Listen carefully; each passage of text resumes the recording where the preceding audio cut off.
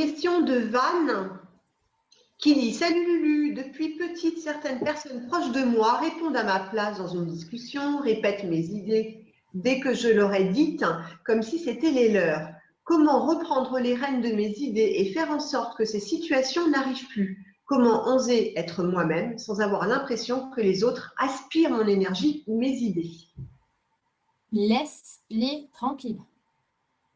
Merci, je suis très bien placée pour te dire que, oh oui mon Dieu, si tu sais le nombre de gens qui ont repris, qui reprennent chaque chose que je fais, qui mettent à sa sauce. L'autre fois, je parlais à Stéphanie, que franchement, je trouvais ça un peu abusé parce que j'ai vu quelqu'un qui a repris absolument tout ce qu'il y a gratuitement sur mon site et qui en fait une formation qui est très chère.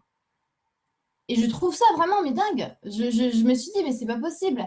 Mais quand je les écoute de mon côté, ils me disent, mais le principe, c'est pas grave. Ce qu'elle fait, eh ben, elle va apprendre de ce qu'elle fait. Parce que si c'est bien, si c'est pas bien, de toute façon, ça la regarde.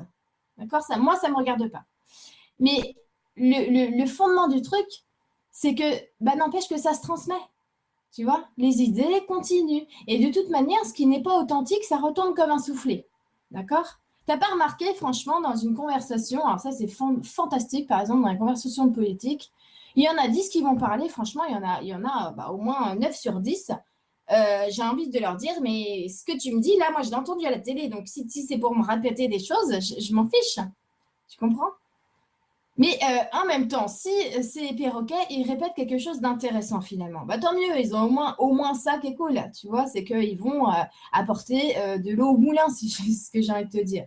Mais toi, il faut que tu te concentres sur ton authenticité. Le plus important, c'est pas de regarder ce que les gens ils vont faire avec ce que tu leur dis, c'est d'être là maintenant, toi, en train d'apprendre les nouvelles leçons. Parce que tu vas voir, souvent, ils auront un train de retard.